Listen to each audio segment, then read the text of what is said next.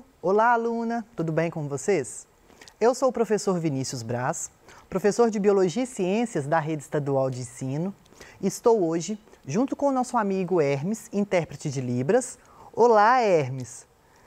Para a gente dar início à nossa segunda aula de Biologia para você, aluno do terceiro ano. Hoje, nós iremos então dar sequência a nosso assunto, que é genética no cotidiano. Na aula de hoje, nós iremos então compreender como os conhecimentos genéticos podem ser aplicados na biotecnologia e conhecer os princípios básicos da manipulação genética.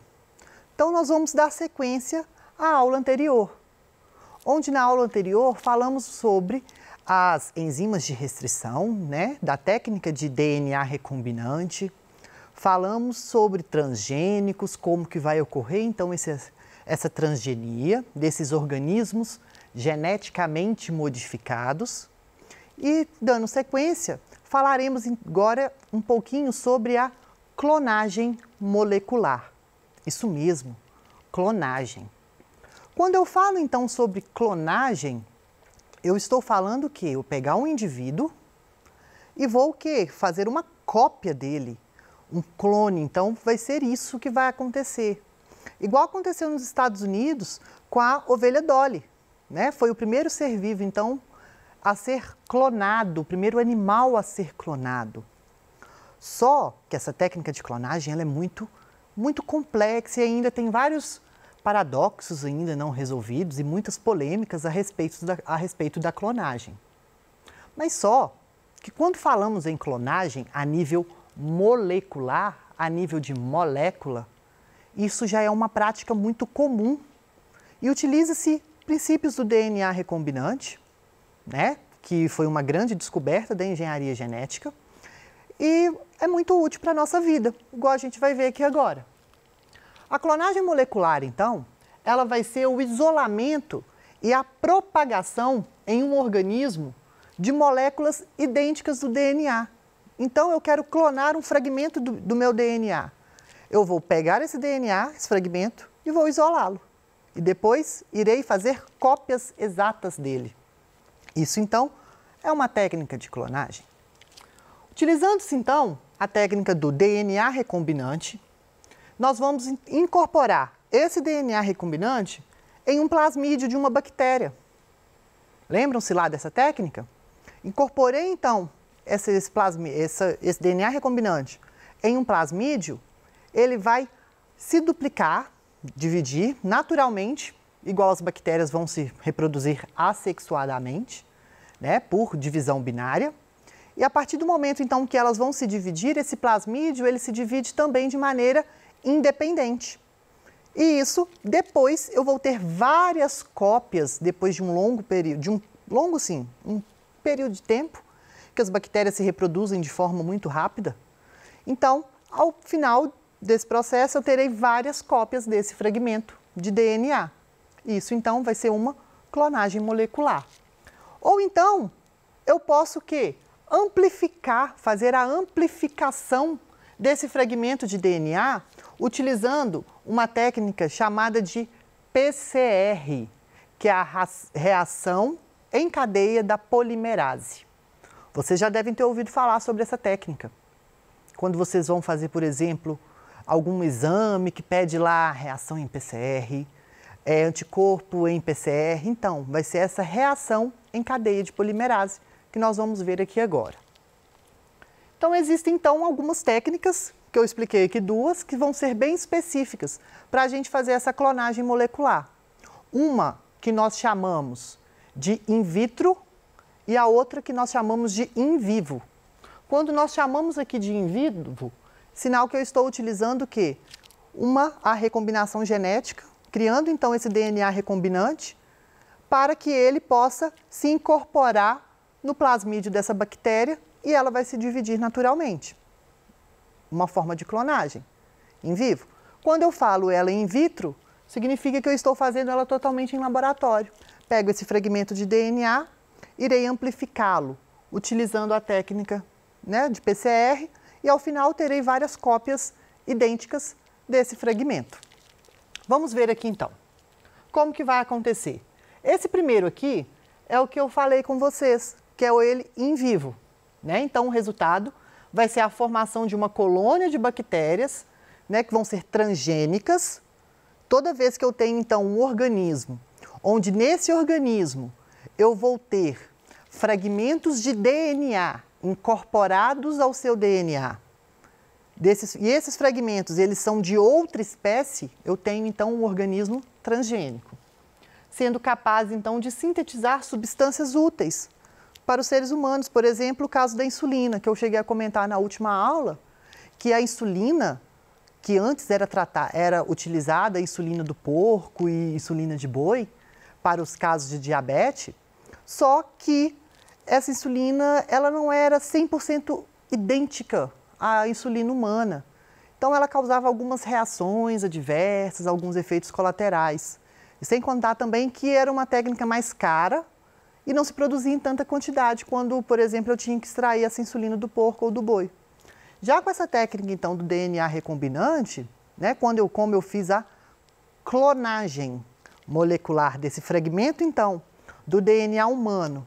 Então, esse pedacinho de DNA do nosso gene lá, que é responsável em codificar, sintetizar a insulina, peguei ele através do corte de uma enzima de restrição, incorporo a um plasmídio de uma bactéria, formei, então, um DNA recombinante, igual nós estamos vendo aqui. Essa bactéria, então, com esse DNA recombinante, lá com o gene responsável em sintetizar a insulina, vai se duplicar em uma velocidade, né, que ela é uma velocidade rápida. Com isso, então, ao final de um tempo, eu tenho várias bactérias sintetizando insulina. Então, essas bactérias agora, que vão estar crescendo em laboratório, elas vão ser responsáveis em produzir insulina. Produziu, extrair a insulina, está lá, posso comercializá-la em larga escala e o ser humano utilizar sem efeito colateral nenhum, porque é a mesma insulina. Mas por que é a mesma insulina, Vinícius? Eu utilizei o gene, eu utilizei esse fragmento, então esse gene responsável em sintetizar a insulina em nós, seres humanos, eu clonei e incorporei a uma bactéria e estou fazendo ela produzir insulina para ser utilizada por mim, já que meu corpo não é capaz de produzir. Olha então a biotecnologia como vem nos ajudando. Então, isso foi um tipo de clonagem molecular e um tipo, então, de ser transgênico. Quando a gente fala que, olha, igual eu falei, a insulina, né, foi a primeira, então, proteína humana produzida em células de bactérias geneticamente modificadas e aprovada para uso em pacientes.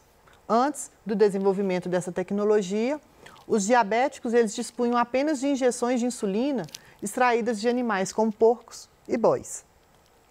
Então, aqui eu tenho explicando a outra técnica de clonagem, que nós chamamos, melhor dizendo, de amplificação do DNA, que vai ser a PCR. Olha que legal. A PCR eu vou precisar de alguns componentes. Vou precisar aqui da fita de DNA. Pego então essa fita de DNA e eu vou isolar esse gene responsável, então essa sequência. Feito isso, então, vou adicionar primers. O que vão ser esses primers? São segmentos de nucleotídeos, né, sequências, então, de bases nitrogenadas, geralmente dispostas de 20 até 20 nucleotídeos, onde vão seguir como marcadores, porque essa fita de DNA ela vai se duplicar, duplicar. E aí eu vou utilizar depois o quê? Uma enzima de restrição para cortar. Então, esse primer vai ser o quê? Essa unidade, como se fosse um marcador, que depois eu vou utilizar essa enzima de restrição para estar cortando. Vários nucleotídeos soltos lá, para que então a DNA polimerase ela possa unir esses nucleotídeos e formar então essa sequência complementar.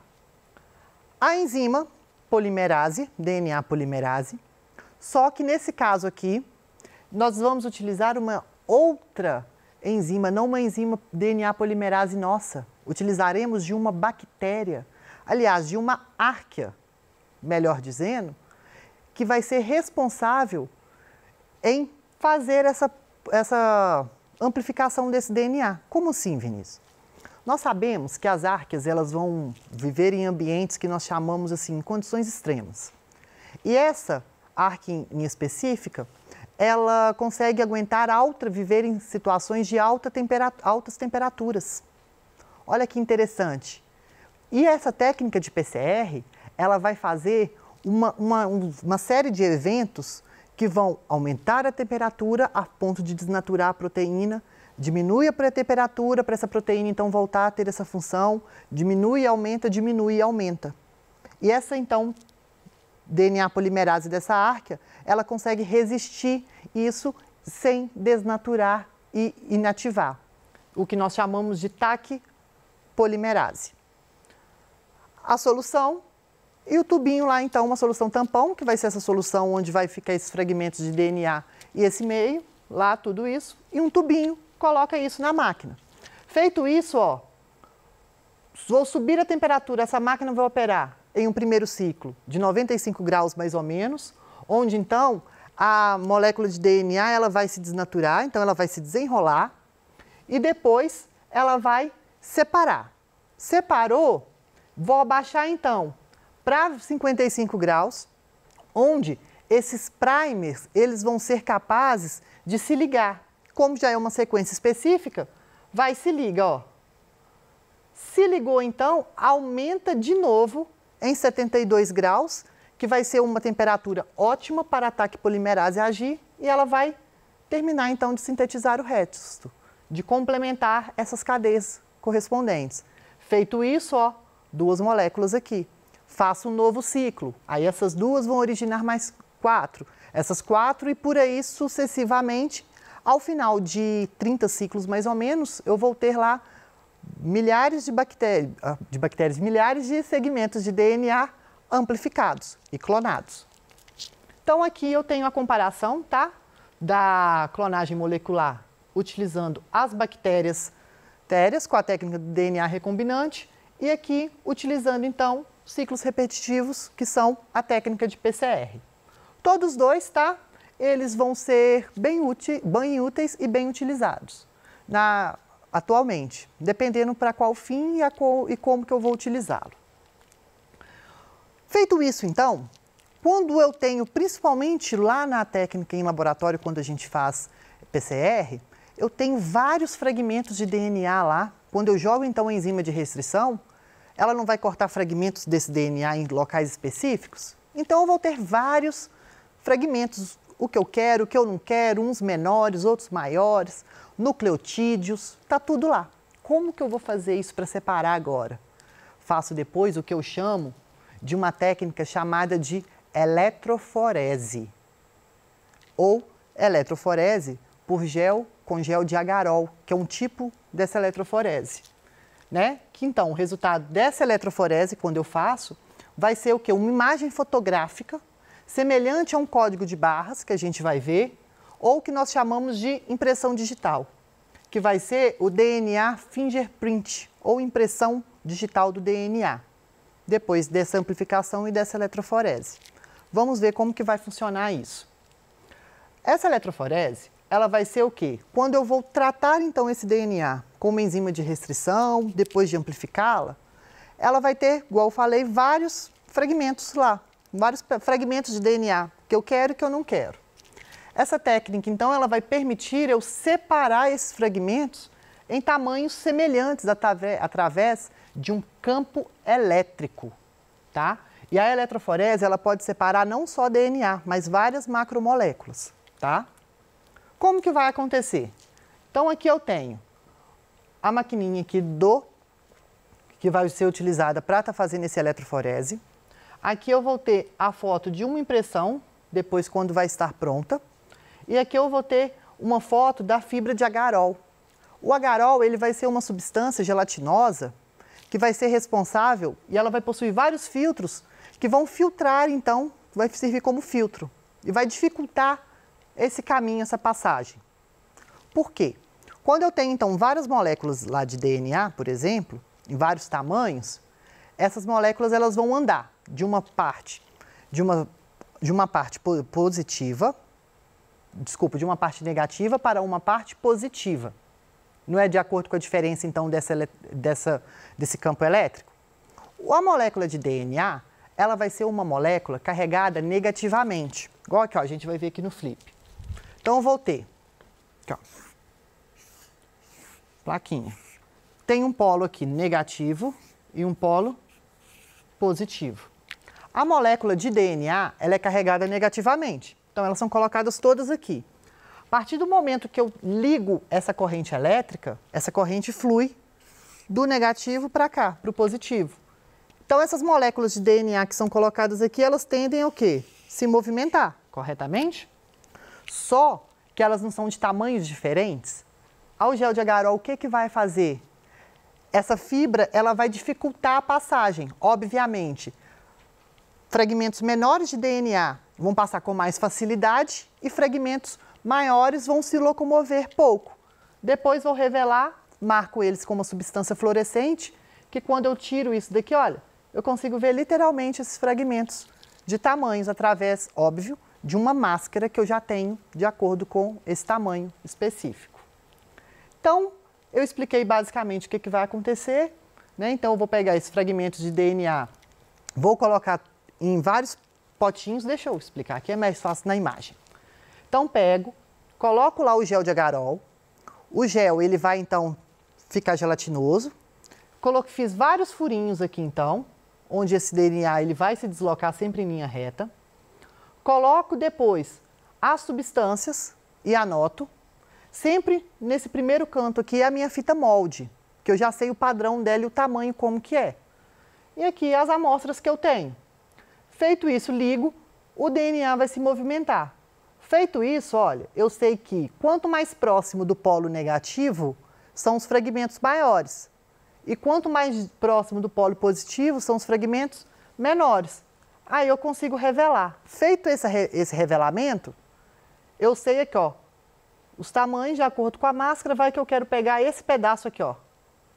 Esse daqui, ó, do C2. Feito isso, tiro e recorto com uma tesoura tudo aqui. Eu sei que é aquele pedaço específico do DNA que eu queria. Então, isso que é a técnica de eletroforese por gel de agarol. E isso é muito utilizado na hora de teste de paternidade, por exemplo, porque aí a gente consegue ver as semelhanças, igual a gente vai ver aqui no finalzinho da aula. E tudo isso vai acontecer também através de um processo que a gente chama de hibridação, por exemplo, do DNA, que vai ser quando eu pego, então, essas fitas do DNA recombinante, igual, por exemplo, tenho aqui uma fita, outra fita. Quando essas fitas elas vão se juntar, vai acontecer o que nós chamamos de hibridação. Né? Dessa forma, então, são denominadas as bandas marcadas e, feito isso, eu posso analisar. Então, a partir do momento que junta essas fitas, eu chamo de hibridação. Como que vai se aplicar isso? Na hora que eu vou fazer o teste de paternidade, por exemplo. Igual nesse caso aqui, ó. Tem a mãe, tem uma criança e tem o homem A e o homem B. E aí? Quem que vai ser o pai? Nós sabemos que a criança ela tem que ter mais ou menos 50% de padrão de barras da mãe, 50% do padrão de barras do pai. Então, tem aqui, ó, mãe, a criança. Então, ela tem 50% aqui, ó, barras iguais, não tá? Então, ó, consigo provar aqui que essas barras, por serem complementares, vão ser, essa é a mãe da criança. E o pai? Como que eu vou fazer? Vou analisando, ó, se essa daqui é igual a da mãe, essa daqui tem que ser igual a do pai. Ó, então tá aqui, ó, uma tá aqui, outra tá aqui, pego essa daqui, a mãe não tem, então o pai tem. Reparem que o homem B, olha, vai possuir as 3 bandas de origem paterna, vai estar aqui, ó, no homem B, e não vai estar na mãe. Olha os 50% da mãe e os 50% do pai. Feito isso, então, eu consigo saber que o homem B aí vai ser o pai dessa criança, junto com a mãe. Olha que interessante. Isso a gente consegue desvendar crimes quando faz a análise do DNA, a gente consegue fazer esse teste de paternidade. E tem que ser só com sangue? Não. Qualquer fragmento que tenha DNA, fio de cabelo, células da mucosa da nossa boca, sangue, sêmen, qualquer então substância contendo algum material genético dessa pessoa, eu posso. Por isso que nós tiramos, através por exemplo, de um pequeno pedaço de sangue, de uma gotinha de sangue, eu consigo fazer vários testes, porque eu consigo amplificá-lo. Bom, chegamos ao fim da nossa aula. Infelizmente, não vai dar tempo da gente corrigir a questão do Enem, mas eu deixo ela aqui para vocês saberem quem que é o pai desse bebê, quem que é o casal, tá? Espero vocês, então, para o nosso Tira Dúvidas. Se tiver alguma, mande pra gente. Até mais!